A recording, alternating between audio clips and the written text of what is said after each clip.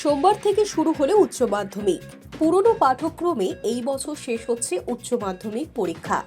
পরের বছর থেকে শুরু হয়ে যাবে সেমিস্টার সিস্টেমে পরীক্ষা, যার প্রথম পর্যায়ে পরীক্ষা হতে পারে চলতি বছরের সেপ্টেম্বর মাসেই। এই বছর মোট পরীক্ষার্থীর সংখ্যা 5,09,000। গত বছর পরীক্ষা দিয়েছিলেন প্রায় 8 লক্ষ পড়ুয়া, কিন্তু চলতি বছরে তা নেমে গিয়েছে প্রায় 2 লক্ষের উপর। সংসদের যুক্তি 2023 সালে উত্তীর্ণের সংখ্যা কম থাকার কারণেই মোট পরীক্ষার্থীর সংখ্যায় খরা তৈরি হয়েছে।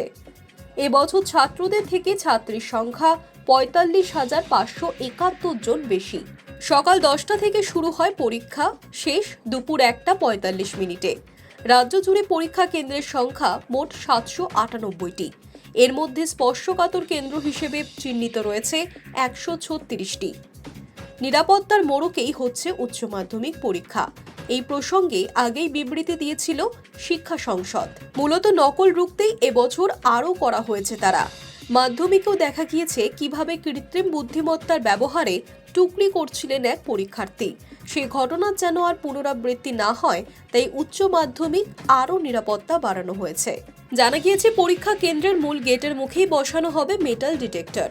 এছাড়াও পরীক্ষা কেন্দ্রকে ঢাকা হবে সিসিটিভির মোড়কে। 25 জন পড়ুয়া পিছু থাকবে 1 জন করে গার্ড। প্রত্যেকটি ঘরে 2 জন করে গার্ড রাখা হচ্ছে। পরীক্ষার সময় পড়া যাবে না কোনো স্মার্ট ওয়াচও। এমনকি প্রশ্নপত্র ফাঁস হওয়ার মতো ঘটনাকে রুখতেও আগাম রীতিনীতিতেও বদল এনেছে সংসদ।